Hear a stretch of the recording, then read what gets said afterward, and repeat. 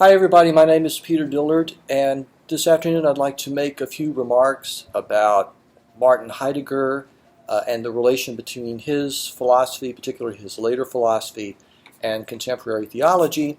These remarks will be taken from my book that's just come out from Wipf & Stock, Fate and Faith After Heidegger's Contributions to Philosophy. I guess that maybe the title is reversed the way you're looking at it, I'm not sure. But anyway, that book is available from Wipf & Stock. And without spending a lot of time in introduction, I thought what I would just do is maybe read from the introduction of the book, just to give you an idea of my thinking about these matters. I'm also enjoying a cigar, one of my guilty pleasures. So without further ado, let me just read from the introduction to the book. And the introduction is called In Search of a Theology of Streit. Streit is the German word for struggle, which I will discuss in a little bit. So the first section is Dispatches from Higher Ground. In the summer of 1927, shortly before the publication of Sein und Zeit, Heidegger wrote to his friend and colleague Karl Jaspers, "I'm off to the cabin and am sure looking forward to a lot of strong mountain air. This soft, light stuff down here ruins one in the long run. 8 days lumbering, then again riding.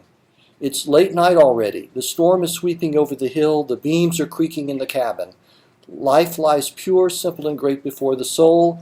Sometimes I no longer understand that down here one can play such strange roles." Throughout Heidegger's career, the famous cabin or Hütte at Tottenauberg served as a kind of intellectual fastness from which the philosopher pursued his own original thinking with Zarathustrian detachment. Yet if Heidegger thought that the people at the lower elevations were behaving strangely, then with equal justification they could have said that he was certainly jotting down some very odd things up there in his refuge at the edge of the dark forest. For example, in his Beiträge zur Philosophie vom Ereignis, a philosophical denkbook or book of thoughts, of private entries he kept between 1936 and 1938, Heidegger writes, "The last God essentially occurs in the intimation, in the intrusion and remaining absent of the advent, as well as the absconding of the gods, that essentially occur as having been, gewesen, and of their concealed transformation. The last God is not the event itself, and yet is in need of the event as that to which the one who grounds the there belongs." Here, Heidegger sketches part of the basic narrative presented in the Beiträge, which is Contributions to Philosophy. In what he calls the first beginning of Western philosophy, the early Greek thinkers, including Anaximander, Heraclitus, and Parmenides, experienced being non-metaphysically as an upsurge or phusis of beings, emerging and tarrying for a while before passing away. Originating in the philosophy of Plato and Aristotle, continuing through the philosophies of Descartes, Leibniz, Kant, and Hegel, and culminating in the perfectionistic voluntarism of Nietzsche, being becomes metaphysically misunderstood as the maximally general characteristic common to all and only beings, the event, or Ereignis in German, or the other beginning, der andere Anfang in German, is a possible future transformation of Western thinking, whereupon being will no longer be conceptualized, but instead will be understood in a radically non-metaphysical manner that is preserved in appropriate language, artworks, and deeds. Only then might the advent of the last God occur, whereby the holy or divinity manifests itself through a decision reached by human participants who ground the non-metaphysical event of being in the there of their own temporal spatiality. Heidegger's enticing talk of the last God prompts the question of what, if any, relation the discourse of divinity in the Beiträge and subsequent work bears to theology. A particular proto-theological picture begins to take shape based on the Beiträge narrative itself. The divinity that might be revealed post-metaphysically in the last God is not the same as any specific being, non-being, or the non-metaphysical event of being, what Heidegger calls being, B-E-Y-N-G is the English translation of that. And he says, the God is neither a being nor a non-being and is also not to be identified with being, non-metaphysical being. Heidegger claims that the last God needs the non-metaphysical event of being. And here he says, being, non-metaphysically understood, attains its greatness only if it is recognized as that which the God of the gods and all divinization need. But Heidegger also implies that there is a correlative sense in which the non-metaphysical event of being needs the last God in order to become divinized, since it is the God who pervades being with divinity always only in work and sacrifice, deed, and thought. Non-metaphysical beings' need to become pervaded with divinity sheds some light on why Heidegger denies that the last God is a non-being like Santa Claus or the Easter Bunny, since the latter are mere fictions incapable of bestowing divinity or anything else upon the non-metaphysical event of being. Nevertheless, the emerging proto-theological picture remains unsatisfyingly vague, since so far it lacks any connection to concrete human experience. In order to fill this lacuna, it is instructive to reflect upon two different kinds of phenomenological description found in Heidegger's later philosophy, including, but not restricted to, the Beiträge. Especially in his writings from the 1930s, Heidegger foregrounds what he calls the struggle or Streit between world and earth, the striving on the part of human beings engaged in the various activities that make up their existence to wrest unconcealment, clarity, and disclosure from concealment, hiddenness, and obscurity. Heidegger's writings from the 1940s until the end of his career shift away from the earlier emphasis upon struggle towards a serene letting be, or Gelassenheit in German, a tranquil yet energized dwelling that encompasses and preserves what he calls the fourfold of earth, sky, divinities, and mortals. Depending on how these different phenomenological descriptions are assigned to the relevant parts of Heidegger's Beiträge narrative, two theological options become apparent as ways of fleshing out the proto-theological picture. If we experience arrivedness as an intense struggle to wrest non-metaphysical clarity from metaphysical obscurity, whereas we encounter divinity as an energized tranquility, then a theology of Gelassenheit becomes possible. Conversely, if we experience our liberation from metaphysical confusion as a peaceful state of energized tranquility, while we encounter divinity as something hidden, enigmatic, or even paradoxical with which we must struggle in order to attain some measure of illumination, then one might choose to pursue a theology of strife.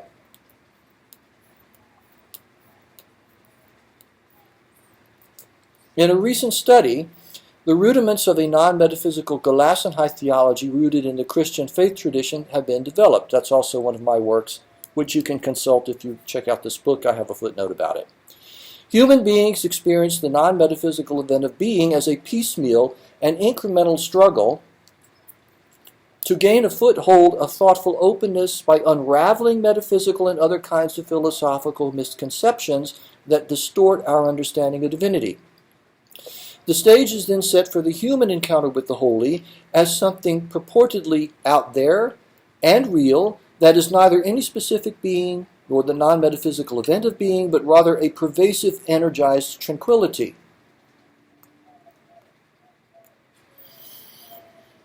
The interplay between the contrasting elements of energy as unsettled agitation and tranquility as satisfied yearning within the overall phenomenon of divine Gelassenheit can then guide us to accept, reject, or ignore actual or possible changes of which we have become aware in the situation of thoughtful openness.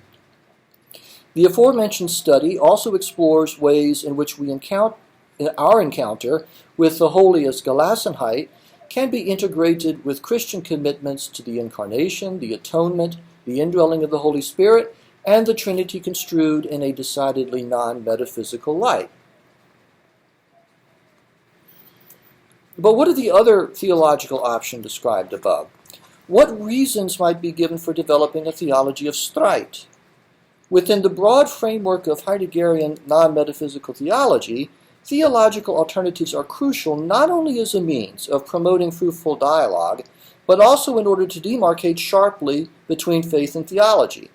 If there is only Gelassenheit theology, then faith, as it is conceived in the Heideggerian framework, threatens to collapse into Gelassenheit theology itself. It would then follow that no one can be a sincere person of faith unless she is a Gelassenheit theologian. Any such conclusion is thoroughly unacceptable, since having faith in the way that a child has it does not require one to embrace any particular theology, even if in some contexts the theology in question might contribute to a better understanding of what one faithfully believes. On the other hand, if the same faith can also be articulated in terms of Gelassenheit theology, Streit theology, and possibly others as well, then faith itself stands out as the common denominator of all these theologies, and thus is something autonomous and not reducible to any one of them. The situation is then analogous to the plurality of more traditional theologies such as Thomism, Scotism, Calvinism, and process thought, whose contemporary adherents should also be encouraged to interact critically with the emerging Heideggerian theological framework. However, and this is a quite important point, there is an even deeper reason for pursuing Streit theology in a non-metaphysical Heideggerian setting. Most conspicuously in the phenomenological account of how the holy is capable of guiding human decision-making. Gelassenheit theology assumes that human beings can gain immediate experiential access to the holy presence in a situation of thoughtful openness.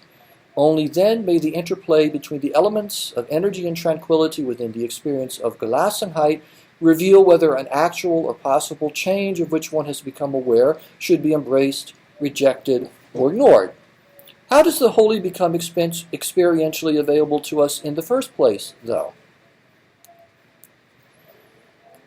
A casual reader might get the impression that according to Gelassenheit theology, we gain phenomenological access to the holy merely through succeeding in our piecemeal struggle to overcome various conceptual confusions that cloud our thinking about divinity. Once these blinders are removed, we then immediately encounter the holy. Yet, rigorous analysis aimed at deconstructing metaphysical and other philosophical misconceptions is a purely intellectual activity. At least as Christianity and the other monotheistic faiths conceive the fullness of divinity, we do not simply think our way into God. Theologians like Martin Luther would put the point even more bluntly.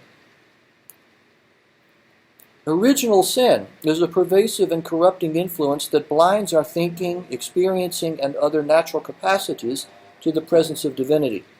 Thus, we find ourselves not in a situation of thoughtful openness to God, but instead in the predicament of being radically alienated from Him. The idea that we, in our fallen state, can somehow make decisions guided by our experience of the holy is naive intellectualism at best, dangerous heresy at worst. If there is some other path around the deleterious consequences of original sin into an intimate dwelling with the divine, the Gelassenheit theologian does not say what it is.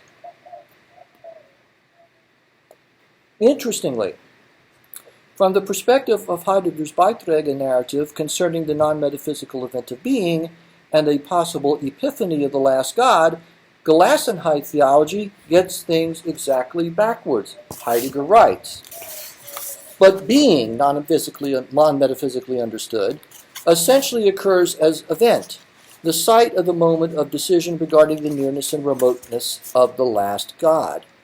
This transformation via the non-metaphysical event of being creates the space for other necessities for the decision regarding the nearness and remoteness of the gods.